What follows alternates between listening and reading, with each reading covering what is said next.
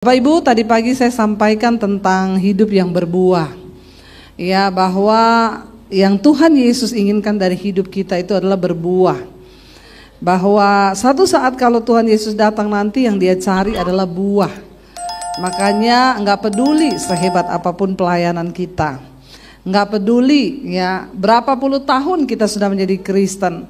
Kalau Tuhan datang, Dia hanya bertanya, mana yang melakukan firman-Ku. Dan itu adalah orang-orang yang berbuah di dalam Kristus. Nah, tadi pagi saya sudah sampaikan kenapa kita harus berbuah. Karena Yesus pernah mengutuk pohon ara yang tidak berbuah. 3 tahun sudah tumbuh di kebun, tapi setiap kali tuannya datang mencari buahnya tidak didapati. Sampai akhirnya tuannya berkata, tebang saja, buang ke dalam api. Tetapi penjaga kebun itu berkata, kasih kesempatan 1 tahun lagi Tuhan. Kalau dia tetap tidak berbuah, baru kita tebang dan buang ke dalam api. Sudah cukup lama Tuhan memberikan kita kesempatan untuk berbuah. Jangan sampai Tuhan datang kita nggak berbuah-berbuah. Yang kepahitan masih terus kepahitan, yang selingkuh masih terus selingkuh, yang hidup dalam dosa masih terus melakukan dosa. Ayo kita mulai berbuah waktu kita melakukan firman. Nah, salah satu penghambat untuk orang berbuah, tadi pagi kita sudah belajar, adalah ketika firman itu ditabur di tanah yang penuh semak duri. Salah satu semak duri itu adalah kekhawatiran yang menghimpit firman itu, sehingga firman itu tidak bisa bertumbuh, apalagi berbuah dalam hidup kita. Nah, bahaya kekhawatiran ini ternyata luar biasa. Dan seringkali kita tidak menyadari, tetapi itu terjadi. Kenapa saudara? Karena kita hidup di tengah dunia yang kelihatan mata, tapi Tuhan itu tidak terlihat mata. Makanya seringkali kita pintar ngomong firman, tapi pada dasarnya ketika kita disuruh mempraktikkan firman, percaya waktu kita belum melihat, rasanya sulit ya. Dan itulah sebabnya juga makanya banyak orang Kristen tidak mengalami mujizat Tuhan di dalam hidup mereka. Nah, hari ini saya pengen membahas tentang satu hal yang sangat luar biasa yang bisa membuat iman kita tidak bertumbuh, yaitu hal kekhawatiran. Mari kita baca bersama Injil Lukas pasal yang ke-12. Lukas 12 ayat 22. Yesus berkata kepada murid-muridnya, karena itu aku berkata kepadamu, janganlah khawatir akan hidupmu, akan apa yang hendak kamu makan, dan janganlah khawatir pula akan tubuhmu, akan apa yang hendak kamu pakai. Ternyata ada 2 hal yang memang membuat orang itu khawatir, hanya masalah perut dan masalah pakaian. Semua itu masalah-masalah yang tidak ada nilainya sampai pada kekekalan. Kalau kita mau serius berpikir, yang bikin orang khawatir itu cuma 2 hal, makanan dan pakaian, kata Yesus di sana ya. Jangan khawatir tentang itu. Sebab apa? Ayat 23 berkata apa? Sebab hidup itu lebih penting daripada makanan, dan tubuh ini lebih penting daripada pakaian. Apa artinya saudara? Manusia hanya sibuk bekerja mencari uang agar dapurnya ngebul, agar perutnya terisi. Tapi kita lupa, Alkitab berkata hidup itu lebih penting daripada makanan. Mana yang benar? Hidup untuk makan atau makan untuk hidup? Yang benar. Tapi ada sebagian orang itu hidup untuk. Nah, saudara bersyukur kalau berpikir bahwa hidup makan untuk, berarti kalau makan untuk hidup yang penting apanya? Hidupnya ya. Kita makan itu supaya kita hidup. Tujuannya makan itu agar kita hidup. Benar yang Yesus katakan, hidup itu lebih penting daripada makanan. Kalau kita sadari bukan makanan yang terpenting, tetapi hidupnya itu loh. Kita makan tempe, sambal, nasi, enak enggak? Kalau disertai dengan ucapan, makan steak yang harga 1 juta, di Jakarta ada steak 1.500.000 harganya. 2.600.000 ada, sampai 3.500.000 ada. Saya diajak orang makan, ibu pilih, saya lihat harganya. Suami saya colek saya, ndak usah milih, biar yang ngundang yang milihin. Nanti kita salah, lihat harganya aja mau kecekik.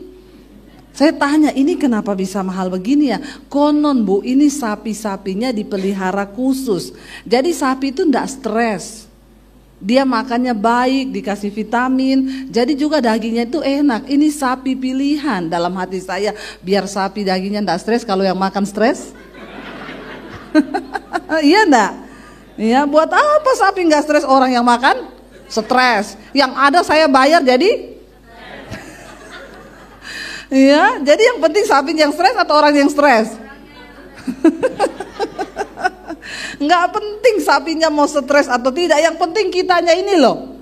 Ya, daripada makan begitu bayar stres, saya pilih makan di pinggir jalan aja, benar nggak? Nggak stres. Ya, jadi saudara jangan salah ya. Yang paling penting itu hidupnya, bukan makannya. Ya, ada orang bilang, ya memang makan tempe sama sambal enak bu, tapi kan lebih enak kalau kita makan daging, ya di restoran tuh lebih enak lagi. Jadi bahagia mana, makan tempe sama sambal atau makan daging sama steak di restoran? Bahagia mana?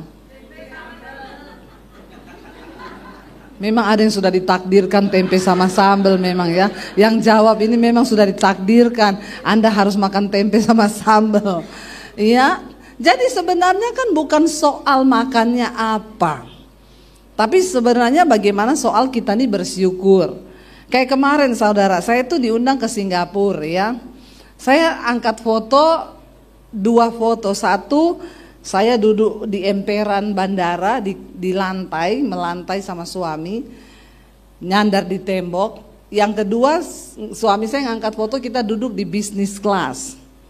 Jadi orang tuh semua pada bingung, loh Bu Debbie naiknya bisnis kelas kok duduknya di emperan di lantai. Saya bilang itu bukan pencitraan.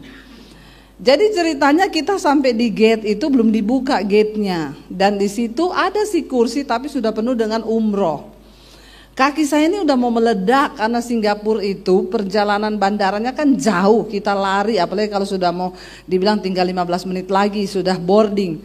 Kita lari jauh jalan, kaki saya itu udah kenyut sampai di situ nggak ada tempat duduk. Saya dan suami lihat, enak duduk di lantai nih. Ya, lalu suami saya udah duduk di lantai, saya ikut. Ada teman saya satu di situ, dia bilang, Bu, ibu jangan duduk di situ. Saya bilang, kenapa? Ibu public figure. Nanti kalau ada jemaat lewat, lihat ibu duduk di situ, dia mau bilang apa? Saya bilang, peduli amat. Kaki saya udah mau meledak. Biar orang bilang apa, saya mau duduk di situ. Jadi saya ikut suami saya duduk sambil selonjoran di lantai. Bener aja ada orang lewat, Ibu Debbie Basir ya. Saya bilang, iya Bu, Ibu saya mau minta foto ya. Tapi satu syaratnya, kalau Ibu mau minta foto sama saya, Ibu ikut ngemper sama saya di bawah. Karena saya gak mau berdiri, kaki saya udah sakit. Oke Bu, jadi dia duduk di bawah. Nah persoalannya kan bukan kita duduk di bisnis kelas atau lagi ngemper di bawah. Ya, persoalannya hati kita ini ada ucapan syukur enggak? Sama dengan makanan.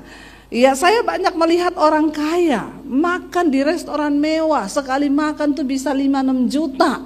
Itu kita punya gaji sebulan ya. Kalau orang yang kerja ya yang biasa-biasa. Tapi makan dengan makanan yang 5-6 juta sekali makan, tidak ada damai sejahtera, suami istri bertengkar, anak-anak bertengkar. Lebih baik kan makan tempe sambal tapi hidup dalam damai sejahtera tuh.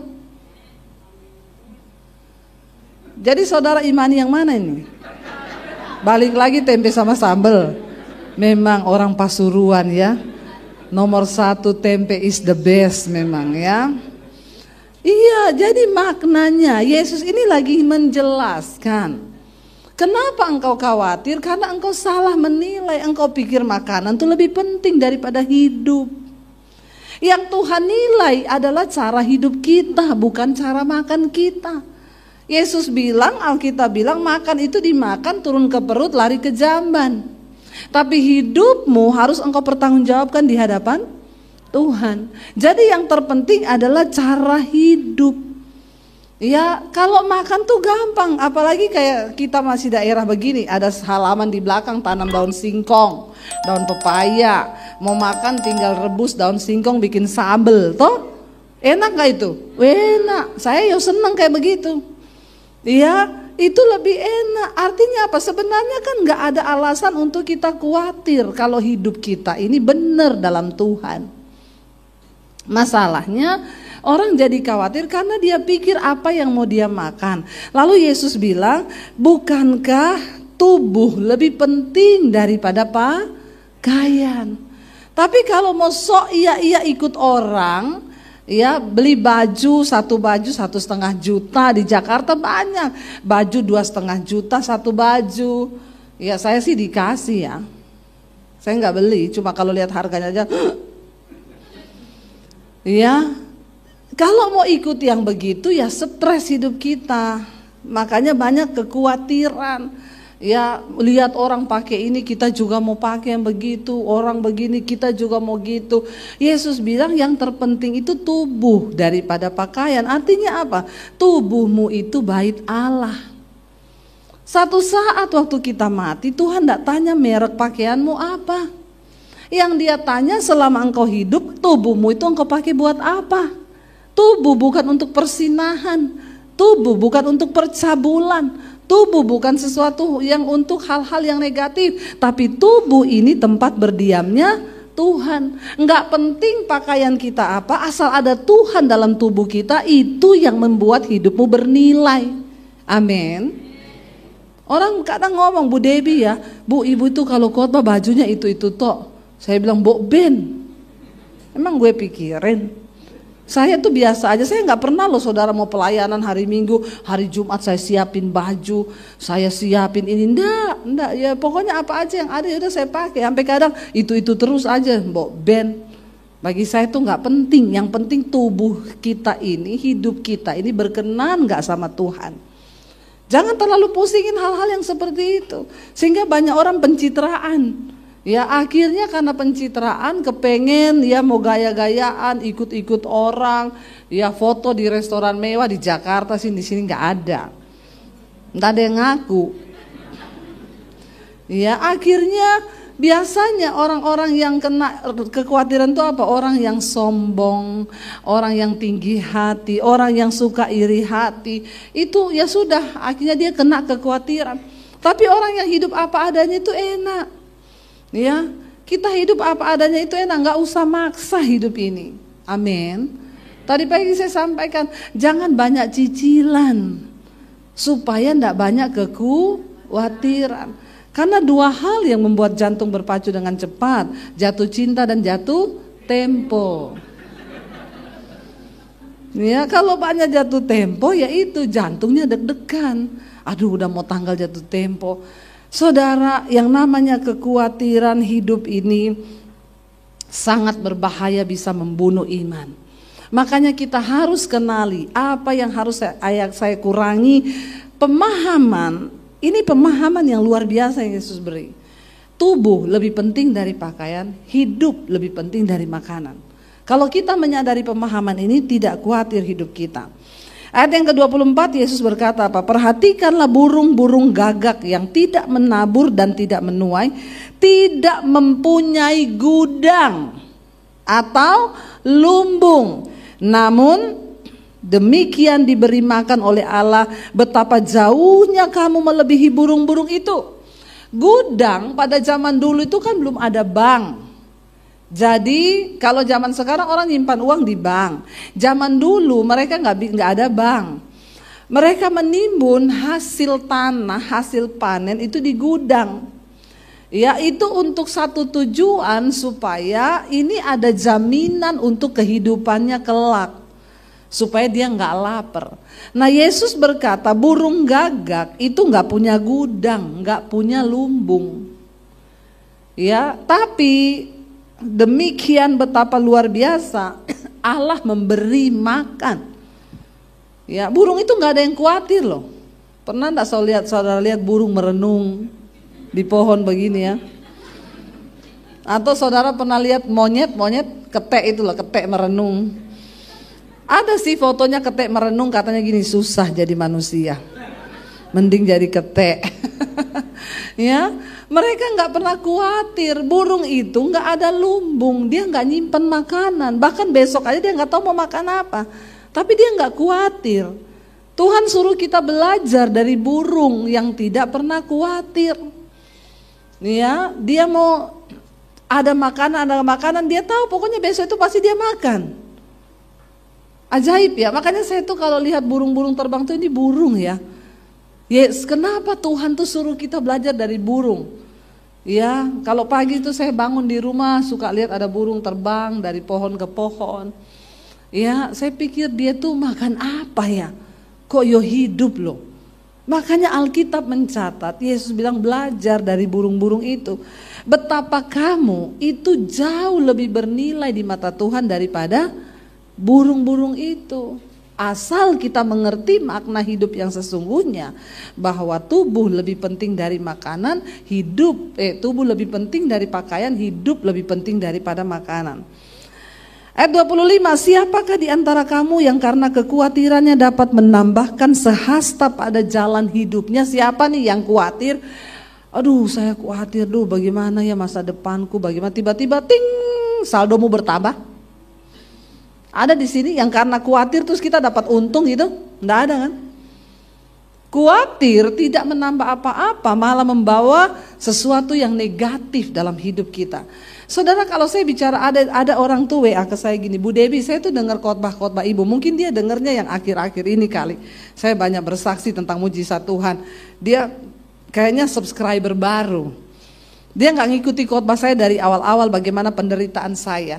Saya dengar khotbah ibu tuh kayaknya enak banget ya, ibu ngalami mujizat begini ya Bu. Bu, saya cuma mau bilang sama ibu, hidup itu keras Bu. Di luar sana itu hidup itu pahit Bu. Saya balas, seberapa pahit hidupmu? Ceritakan sama saya. Ya, saya bukan pendeta yang hanya berkhotbah dan suruh jemaat percaya kepada Tuhan. Saya mengalami. Di antara Bapak Ibu di sini, siapa yang pernah hidup tanpa seorang pun dalam hidupmu, tanpa uang 1 sen pun? Coba angkat tangan. Ada di sini yang pernah hidup tanpa siapa-siapa dan tanpa uang 1 sen pun. Saudara nggak tahu mau ngapain? Coba angkat tangan. Saya mengalami ketika saya diusir dari keluarga saya. Ya, berapa banyak yang sudah dengar kesaksian saya? Yang belum dengar kemana aja? Tolong pulang subscribe channel YouTube saya, Debbie Basir TV. Jangan lupa komen dan share. Ya, saya ini papi saya haji, kakek saya ustadz. Saya menerima Yesus tahun 95. Waktu saya terima Yesus tahun 95, saya diancam mau dibunuh oleh keluarga saya. 96 saya diusir dari rumah. Papi saya memberi pilihan, kalau kamu gak kembali, pergi dari rumah, angkat kaki, dan jangan anggap kamu punya keluarga. Satu lagi, jangan bawa ijazahmu. Saya mau lihat kamu ikut Yesus. Yesus kasih makan, kamu pakai apa? Saya tinggalkan keluarga saya dengan bercucuran air mata. Saya menangis, Tuhan, ini pilihan terberat bagi saya. Kalau saya tinggalkan rumah, saya mau makan apa, saya mau hidup di mana? Bahkan ijazah pun tidak boleh dibawa. Jadi saya memulai hidup bersama Yesus bukan dari nol, dari min. Kalau masih ada ijazah, saya masih bisa cari kerja. Tapi saya tidak ada ijazah. Ya sudah, saya tinggalkan rumah tahun 96 dari kota Poso. Saya ke kota Palu 7 jam perjalanan. Di sana saya cari sepupu saya, dia tinggal di kos-kosan. Dia juga ngekos ya, untuk bisa dapat makan di situ, supaya saya bisa tinggal gratis di rumah itu. Ada 1 rumah kos. Saya cuci baju anak-anak kos itu, saya nyapu, nyetrika, masak, ngepel, untuk bisa numpang tinggal dan numpang makan. Kalau ada uang anak kos masak, kalau enggak ya sudah puasa terpaksa. Saya mengalami. Jadi kalau ada orang bilang, Bu, hidup ini keras, saya mau tanya, seberapa keras hidupmu? Nggak usah alay lebay. Saya pernah mengalami, tidak ada uang 1 sen pun di tangan. Nggak ada siapa-siapa yang saya bisa taruh harap untuk saya berharap. Pergi minta uang, pinjam uang, nggak pernah. Makanya Alkitab Yesus berkata benar, diberkatilah orang yang mengandalkan Tuhan, tapi terkutuklah orang yang mengandalkan manusia. Jangan andalkan manusia, hidupmu terkutuk loh, terkutuk kata Alkitab. Banyak orang Kristen tidak menyadari hidupnya di bawah kutukan. Kenapa? Karena dia hidup mengandalkan manusia. Andalkan orang tua, andalkan saudara ipar, andalkan siapa aja. Ada masalah dikit pinjam uang, utang kanan kiri. Makanya hidupmu terkutuk. Engkau tidak pernah mengandalkan Tuhan. Saya setiap hari puasa. Bukan cuma karena memang saya pengen deket Tuhan. Karena memang di situ tidak ada makanan. Anak kos saudara, makan buat dia aja sulit. Jadi saya tiap hari puasa, berdoa, saya cari Tuhan. Tuhan, nasibku ini ke depan mau jadi apa? Saya enggak ada ijazah, saya nggak bisa cari kerja Tuhan. Apa yang harus saya lakukan? Ya, saya dulu bertanya terus, kenapa saya diusir Tuhan? Kenapa Tuhan? Sebenarnya kan saya nggak usah diusir bisa, tapi saya harus jalani proses itu. Jadi saya pernah rasa, jangan saudara bilang saya enggak pernah rasa. Saya bukan pendeta teori, tapi saya mengalami Tuhan. Ya, makanya sekarang Tuhan angkat saya jadi YouTuber karena nggak ada ijazah. Amin. YouTube nggak pernah tanya, ijazahmu mana? Lulusan apa kau? Pokoknya siaranmu banyak yang nonton sudah, ya sah jadi YouTuber. Lalu saudara, saya menjalani hidup. Bahkan memulai dari mana aja saya nggak tahu. Setiap hari saya cari Tuhan. Pernah satu kali saya ambil doa puasa, Tuhan hidupku itu mau Engkau bawa kemana Tuhan? Lagi berdoa dapat penglihatan. Tuhan bawa saya berdiri di panggung seperti ini, di bawah itu orang puluhan ribu. Tuhan bilang satu saat engkau akan berdiri di depan ribuan orang, bahkan puluhan ribu. Pulau-pulau menantikan pengajaranmu, bangsa-bangsa menantikan pengajaranmu. Saya nangis bercucuran air mata. Wow, saya melihat semua itu, saya tangkap. Yes, amin. Begitu buka mata, lihat pakaian kotor di kos-kosan. Hilang semua itu tadi yang dalam hadirat Tuhan itu. Di hadapan saya pakaian kotor. Di hadapan saya kain pel. Dengan bercucuran air mata, saya imani saja, aku percaya kalau Tuhan yang beri penglihatan, saya pasti akan mengalaminya Tuhan. Dan itu tidak saya dapatkan 1-2 tahun. Banyak orang Kristen lelah menunggu, dia berhenti mengharapkan Tuhan sehingga dia gak bisa melihat. Saya mau bersaksi sama saudara, itu saya alami penglihatan tuh tahun-tahun 96, 97 di kota Palu, di kos-kosan. Saya baru mengalami Tuhan menggenapinya itu di pandemi ini. Di tengah masa pandemi saya diundang pelayanan ke Amerika saudara. Ya, waktu bulan Desember kemarin saya baru pulang 5 minggu. Ya, pelayanan di New York, di New Jersey, Philadelphia, Colorado, Atlanta. Kami keliling terbang ke beberapa negara di sana. Saya melihat Alkitab berkata, bangsa-bangsa Tuhan ngomong waktu itu menanti pengajaranmu. Pulau-pulau. Saya bisa datang ke Pasuruan ini jadwalnya sudah diminta 1 tahun yang lalu. Ya, tadi Bapak bilang, Bu, bulan-bulan dalam dekat ini tidak ada Pak. Sudah penuh. Tahun depan saya pun tidak bisa janji. Ini kalau saya masukin tahun depan Pak, sudah full lagi nih minggu. Tapi saya masih mengalir aja, tunggu Tuhan nih. Saya nggak mau terpatok nanti sudah penuh lagi. Hari ini saya justru menolak banyak permintaan pelayanan. Lah Debbie Basirnya 1, Indonesia aja sekarang udah berapa provinsi saudara. Ya semua minta pelayanan. Apa yang Tuhan ucapkan? Sekarang YouTube saya subscribe-nya 625 ribuan. Ya hari ini. Setiap malam mesbah doa itu yang nonton sampai 60 ribu. Mesbah syukur pagi itu kadang hampir mencapai 100 ribu.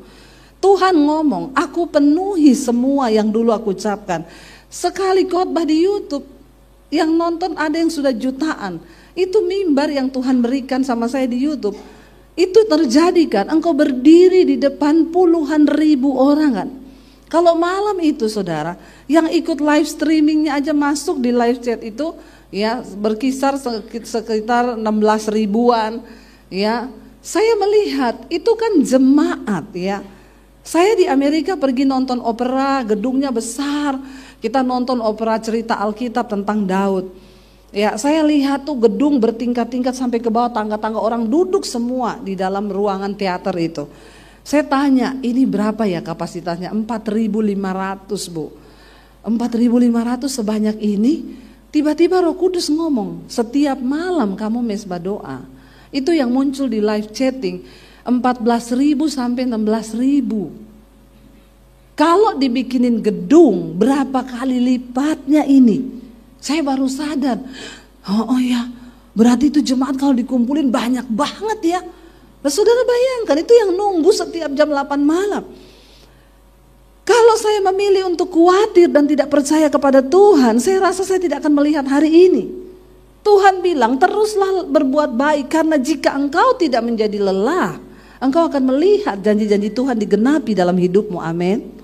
Tapi banyak dari kita menjadi lelah, lalu putus asa, lalu makanya saya mengalami, kalau ada jemaat merasa ibu sih belum pernah dikejar-kejar, ditagi-tagi utang. Saya tanya, kenapa kamu lagi mengalami masalah apa? Saya dikejar debt collector, Bu, berapa lama? 6 bulan. Saya 2 tahun dikejar debt collector.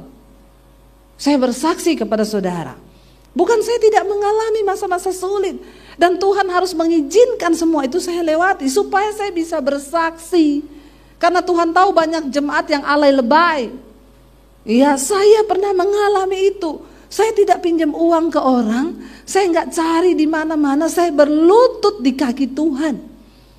Dan mujizat terjadi bukan hanya bagi hamba Tuhan, bagi orang yang percaya kepada Tuhan. Katakan, amin. Nggak ada yang mustahil. Makanya Yesus bilang, ya, siapakah di antara kamu yang karena kekhawatirannya dapat menambahkan sehasta saja pada jalan hidupmu? Nggak bisa. Jadi kalau kamu tidak sanggup membuat barang yang paling kecil, mengapa kamu khawatir tentang hal-hal lain? Kalau kita nggak bisa bikin apa-apa, kenapa kita harus khawatir? Toh kita juga nggak bisa menambah apa-apa dengan kekhawatiran kita. Mending berserah, belajar percaya. Waktu khawatir, nyanyi, katakan. Nyanyi aja kalau khawatir, mulai iblis ngomong, oh nanti kamu begini. Kita khawatir kan? Nyanyi memuji Tuhan, saudara. Firman-Mu berkata kau besertaku. Iblis bilang, menghibur diri. Terus, maka kuat roh dan jiwaku. Setan bilang, terus hibur diri. Tangan-Mu Tuhan selalu ku nantikan. Lawan iblis dengan firman Tuhan supaya dia lari daripadamu. Kuat-kuatan iman, ayo saudara. Tuhan tidak terlihat, tapi dia nyata bagi setiap orang yang mau percaya. Makanya dia ulangi terus kepada bangsa Israel. Aku Allah yang memanggil engkau adalah Allah yang hidup, bukan Allah yang mati. Tuhanmu itu hidup loh. Amin. Bilang kanan kirimu, Tuhanmu itu hidup loh. Yakinkan Tuhanmu itu hidup loh. Ya sayang saudara jadi Kristen tapi saudara gak ngalami Tuhan tuh, kasihan deh lu. Ya, ayo alami Tuhan Bapak Ibu ya. Lalu dikatakan di sana, perhatikanlah bunga bakung yang tidak memintal dan tidak menenun. Namun aku berkata kepadamu, Salomo dalam segala kemegahannya tidak berpakaian seindah salah satu dari bunga itu. Jadi jika rumput di ladang yang hari ini ada dan besok dibuang ke dalam api, demikian didandani Allah, terlebih lagi kamu, hai yang orang-orang yang kurang percaya. Ayat 29. Jadi janganlah kamu mempersoalkan apa yang akan kamu makan atau apa yang akan kamu minum. Janganlah cemas hatimu. Semua itu dicari bangsa-bangsa di dunia yang tidak mengenal Allah. Akan tetapi Bapamu tahu bahwa kamu memang memerlukan semuanya itu. Saya tuh bingung ya, Yesus menulis ini ribuan tahun yang lalu loh. Zaman-zaman ini memang belum ada debt collector. Ya, belum ada cicilan-cicilan. Mungkin kalau sudah ada, Yesus akan tambah. Jangan khawatir akan hidupmu, akan cicilanmu, tapi bertobatlah kau ya. Mungkin saudara, ya bayangkan zaman ini tuh masih benar-benar peradaban manusia itu belum sehebat sekarang. Itu aja sudah ada yang khawatir loh. Saya tuh bayangkan ya, zaman Yesus aja ternyata banyak orang yang sudah khawatir. Berarti memang kekhawatiran ini roh yang menghimpit manusia. Ya, Yesus berkata di sana, jangan kamu persoalkan apa yang kamu makan, minum, jangan cemas. Semua itu dicari bangsa-bangsa di dunia yang tidak mengenal Allah. Orang yang khawatir itu disamakan dengan orang yang tidak mengenal Allah. Kalau engkau mengenal Allah, engkau tidak akan khawatir. Akan tetapi Bapamu tahu bahwa kamu memang memerlukan semuanya itu. Bapa kita, Bapa yang tahu. Tetapi ini kuncinya supaya kita tidak khawatir. Ayat 31 berkata apa? Tetapi carilah kerajaannya, maka semuanya itu akan ditambahkan juga kepadamu. Jadi yang terpenting di hidup ini cari kerajaan Allah. Apa itu kerajaan Allah? Roma 14 ayat 17. Kerajaan Allah itu bukan makanan, bukan minuman, tapi kebenaran, damai sejahtera, dan sukacita oleh Roh Kudus. Itu yang harus kita cari. Kejar kebenaran supaya hidupmu ada damai. Orang yang paling bahagia di dunia ini bukan orang kaya, tapi orang yang hidup di dalam kebenaran. Pasti ada damai sejahtera. Apa yang dicari manusia di dunia ini? Damai sejahtera, sukacita. Ya, buat apa orang kaya raya tapi nggak ada damai, nggak ada sukacita? Ya, tapi yang Yesus maksudkan, cari itu, kebenaran, damai sejahtera, dan sukacita. Carilah kerajaannya, maka semuanya itu akan ditambahkan. Ayat 232 berkata, janganlah takut, hai kamu kawanan kecil, karena Bapamu telah berkenan memberikan kamu kerajaan itu. Kita sudah menerima kerajaan Allah itu, tapi kita mau nggak tinggal di dalamnya? Di dalam kebenaran, maka ada damai sejahtera dan sukacita. Itu pilihan ada di tanganmu. Ayat 33 Yesus itu berkata begini saudara, jualah segala milikmu dan berikanlah sedekah. Buatlah bagimu pundi-pundi yang tidak dapat menjadi tua, suatu harta di sorga yang tidak akan habis, yang tidak dapat didekati pencuri, dan yang tidak dirusakkan ngengat. Kunci agar orang itu tidak khawatir, banyak-banyaklah menabur, bersedekah. Siapa di sini yang punya komitmen bersedekah? Angkat tangan coba yang suka bersedekah. Enggak ada, buka kolam baptisan. Kita baptis ulang rendam 20 menit ini. Biar buka mata langsung di rumah Bapa di sorga. Saudara, tidak semua berkat yang ada di tanganmu itu adalah milikmu. Di situ ada bagian orang miskin. Dan cara untuk engkau bisa mengalami pemeliharaan Tuhan, berkat keuangan, adalah dengan engkau menabur. Satu hal yang saya syukuri, saya ini bukan mau sombong, tapi saya belajar melakukan firman. Saya tahu kunci dari diberkati Tuhan itu menabur. Jadi kami ini hidup tidak berkelimpahan dari dulu, tapi pas-pas, selalu pas.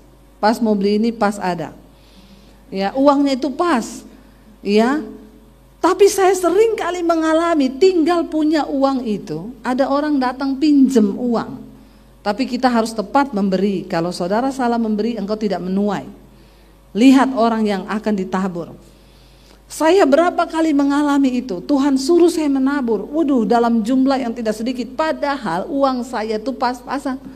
Sampai saya kadang tanya Tuhan, orang-orang kaya pada kemana tuh Tuhan? Kenapa engkau suruh saya yang menabur?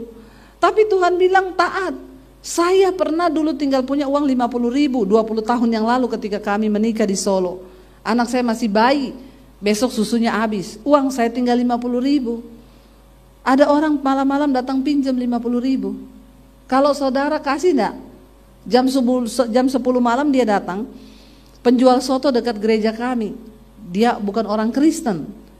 Dia datang pinjam ke rumah kami. Anaknya mau dibawa ke puskesmas, uangnya kurang. Suami saya tanya, pinjamnya berapa Pak? 50.000. Suami saya masuk, ada Pak ini pinjam uang berapa? 50.000. Aduh, kok yo pas toh pinjamnya? Kita tinggal punya uang 50, kenapa dia pinjam 50? Bawa 25 biar bagi 2. Iya enggak saudara? Ya, suami saya bilang, aku terserah kamu. Kalau kamu bilang kasih, tak kasih. Terserah kamu, kan imanmu itu yang lebih bisa nangkep. Wah, dia sudah bilang gitu, ini juga beban buat saya. Saya bilang iya, terus besok gak ada mujizat. Dia salahin saya, tuh kan kamu salah perhitungan. Karena laki-laki itu kan selalu pakai logika. Saya bilang, bentar ya. Saya tanya Tuhan, ini dikasih apa enggak? Tiba-tiba ayat itu berbicara, kesusahan sehari cukup untuk sehari. Besok itu ada kesusahannya sendiri. Aduh, berarti Tuhan suruh kasih nih. Saya bilang sama suami, udah kasih aja, dia lebih penting anaknya, kalau nggak ditolong mati loh. Kita ini besok anak nggak ada susu masih bisa lah dikasih air tajin, kasih gula sudah enak itu. Lalu dikasih sama suami saya, ya sudah besok kita hidup, ya terserah aja lah bagaimana Tuhan. Ya benar, besok itu suami saya ada pelayanan. Saya nggak tahu tiba-tiba tuh saya mau ikut. Saya bilang saya ikut ya, daripada di rumah nggak punya uang, melongo gigit jari, ya sudah ikut aja pelayanan, lumayan makan gratis. Lalu ketika saya lagi duduk di ruangan itu ada pengusaha masuk, saudara. Memang orang bapak ini orang kaya di Solo. Waktu saya lihat dia, ada suara di hati yang bilang gini, nanti bapak itu akan memberkati kamu. Langsung saya tengking, dalam nama Yesus, dasar mata duitan. Begitu lihat orang kaya, langsung ada suara hati yang berkata, muka langsung berubah jadi celengan babi. Terkutuklah orang yang mengandalkan manusia. Saya tengking langsung itu suara. Tapi suara itu muncul terus. Lalu saya bilang ini, Tuhan, kalau memang ini dari Tuhan, pasti terjadi. Selesai ibadah makan-makan, sudah makan-makan, Bapak itu gak deket-deketin saya. Saya bilang berarti ini memang suara hati mata duitan. Nggak usah digubris. Jangan datangi Bapak itu terus bilang, Bapak, Tuhan berbicara. Bapak tatap mata saya. Tuhan bilang Bapak harus memberkati saya. Kan banyak kan yang begitu-begitu. Bawa nama Tuhan berlu buat. Lu buat-buat. Ya enggak usah berlu buat-buat ya. Saya tunggu aja saudara. Selesai semua doa penutup sudah pulang. Di tangga mau turun, saya salaman sama Bapak itu. Dia pegang tangan saya, dia bilang, apa kabar kalian berdua? Baik Pak, tunggu. Tuhan suruh loh saya berkati kalian. Saya dalam hati, bener nih, Tuhan tuh bener. Sini duduk. Saya mau berdoa ya buat kalian. Berkatnya doa. Haleluya, puji Tuhan 12 kali. Doa juga berkat. Ya udah kita duduk didoakan sama dia gini bla bla bla. Habis itu ya sudah Pak, terima kasih, kami pulang dulu. Tunggu. Tuhan suruh loh saya. Semua yang ada di dompet saya suruh kasih sama kalian. Beneran Pak? Terus Bapak pulang naik apa? Ongkosnya kalau Bapak kasih semua sama saya bawa sopir. Kalau nggak ada saya pinjemin 50.000 Pak. Dia ambil dompetnya saudara. Saya ingat waktu itu 750.000. 20 tahun yang lalu saya pinjemin bapaknya itu 50.000 kan, yang tukang soto. Bapak itu ngasih saya zaman itu 750.000. Ini ya Bu, semua yang di dompet saya Tuhan suruh kasih. Waduh, puji Tuhan, terima kasih ya Pak. Ini jangan ditolak. Terima kasih sama Tuhan, jangan sama saya. Oh iya. Sudah mau pulang, tunggu. Nggak tahu nih Tuhan suruh saya. Ada nomor rekening BCA nggak? Saya bilang ada Pak. Berapa? Lupa Pak. Rekening jangan dilupa saudara. Tolong dihafal. Supaya jangan terhalang berkatmu. Waktu itu saya lupa, sekarang hafal saya Pak, 78503402447 Debbie Basir, BCA. Ya dulu lupa saya. Dia bilang wah lupa ya. Ya udah besok pagi aja ya kirim. Tapi kan kita percaya kalau itu berkat Tuhan, dia nggak berubah kan. Ya udah saya kirim. Jam 8 pagi dia bilang ya iya, tunggu jam 8. Jangan jam 5 sudah di WA. Terlalu bersemangat. Berkat Tuhan nggak usah direkayasa. Kirim dia bilang jam 8, kirim jam 8. Nggak usah ditanya lagi, Pak sudah transfer belum ya? Nih banyak orang Kristen kayak begitu tuh. Ya. Akhirnya jam 8 saya kirim, Pak ini nomor rekening BCA saya. Oh iya, jam 10 dia telepon. Ibu lagi di mana? Lagi di rumah sama suami. Bisa ke bank BCA sini enggak? Kebetulan dekat rumah. Bisa Pak. Saya mau kasih tunai aja. Ada yang mau saya sampaikan. Kita datang, dia kasih amplop coklat. Bu, ini Tuhan loh yang suruh loh. Saya nggak tahu kenapa, tapi saya baru kali ini kayak gini. Jadi terima kasih ya sama Tuhan. Tuhan tuh mengasihi kalian banget. Ini ada uang 10 juta 20 tahun yang lalu. 10 juta. Ini jemaat responnya lambat banget ya. Nggak ada yang tepuk tangan, nggak ada yang bilang wow. Tolong agak-agak respon biar hidup di gereja. Amin. Saya bayangkan kalau pendeta yang khotbah di sini kaku sudah mati gaya dia. Soalnya jemaatnya juga mati gaya. Tolong kalau ada pendeta khotbah ngomong agak ini, saudara langsung amin, yes gitu ya. Jadi hidup gereja ya. Akhirnya saudara, Dia bilang ini ada uang 10 juta loh, 20 tahun yang lalu tuh banyak sekali. Jadi total dia, nah itu sudah mulai ada amin, bagus nih. Siapa yang bilang amin tadi? Ambil sepeda di bawah. Sepedanya siapa aja ambil aja pokoknya itu ya. Jadi saudara, ya 10.750.000. Saya yakin ya kalau hari itu saya nggak peka, saya nggak kasih uang 50.000 itu, kita pasti nggak lihat mujizat itu. Iya kan? Jadi suami saya imannya semakin bertambah. Ih bener ya saya. Makanya suami saya itu sekarang gini, say, kalau ada orang Tuhan gerakkan untuk kau berkati, nggak usah tanya-tanya saya. Kasih saja. Dia tahu istrinya ini, Alkitab bilang kan istri yang takut Tuhan itu suaminya nggak kekurangan keuntungan. Karena istrinya takut akan Tuhan. Tapi kalau istrinya nggak takut Tuhan, suaminya kurang terus keuntungannya. Malah duitnya hilang terus. Kenapa? Dia bilang, karena saya nikah sama istri yang pintar cari uang, Bu. Uang saya dicari semua. Di dompet ketemu, di celana ketemu, di rak buku ketemu. Wah susah dapat istri yang pintar cari uang. Saudara, saya melihat ini ketika kami masih susah dulu loh. Tapi jangan pulang dari sini saudara langsung, siapa yang mau pinjam 50.000? Siapa? Tak kasih ini loh, supaya aku dapat mujizat. Tuhan itu melihat sikap hati. Saya tadi pagi bersaksi, kami mau jual rumah di tengah masa pandemi karena tidak ada harapan hidup. Pelayanan semua cancel. Kami nggak dapat gaji dari gereja setiap bulan. Kami hanya berharap dari Tuhan. Di tengah masa pandemi kami harusnya jual rumah Jakarta mau pulang Solo. Nggak jadi. Saya malah beli rumah lagi di Jakarta. Saya bangun studio DBTV di tengah masa pandemi. Ya, sudah hidup imannya ini. Sudah hidup ya. Jangan pendeta lain datang minggu depan mati lagi. Tetap hidup. Pendeta itu semangat kalau saudara amin, yes, dia ngomong apa amin. Ya, jangan bikin pendeta mati gaya. Dia udah khotbah saudara. Apalagi pakai masker, saya nggak tahu saudara itu ketawa atau marah atau senyum. Ya, jadi tolong beri respon yang baik. Ya, kami harusnya jual rumah nggak jadi. Saya beli rumah, saya bangun studio DBTV di tengah masa pandemi. Bukan hanya itu. Di tengah masa pandemi Tuhan izinkan kami bangun puluhan gereja di desa-desa. Wow, saudara, Tuhan dahsyat luar biasa. Ya, hari ini kami sedang bangun sekolah misi di Bandungan, Semarang. Kami punya kerinduan untuk sekolahkan orang-orang dari desa yang mau jadi pendeta. Mereka masuk sekolah gratis lalu mereka pulang kembali ke desanya. Satu kerinduan yang Tuhan taruh di hati saya, supaya Indonesia dimenangkan bagi Tuhan. Supaya Indonesia diselamatkan bagi Tuhan. Saya undang para imam musik. Kalau ini kayaknya tepuk tangannya pengen cepat selesai. Makanya kenceng banget ya, dalam hatinya udah habis waktu nih Bu. Silakan imam musik maju ke depan. Saudara, jangan pernah ragukan Tuhan. Mari hari-hari ini banyak menabur. Kalau saudara mau melihat diberkati Tuhan, ya sesuai takaran. Kalau Tuhan gerakkan, jangan ngeraskan hati. Saya sudah melihat Alkitab berkata, hanya orang yang menabur yang akan menuai. Seberat apapun tahun 2023 Tuhan berkata, walaupun dunia memprediksi ini tahun kegelapan, tahun apa, bagi orang-orang yang percaya kepada Tuhan, dia akan melihat bahwa Tuhan akan membela.